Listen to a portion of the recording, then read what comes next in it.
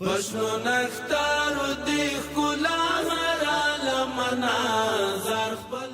کسی که چشمشان جور است و نرمال چشمایشان گرفته میشه.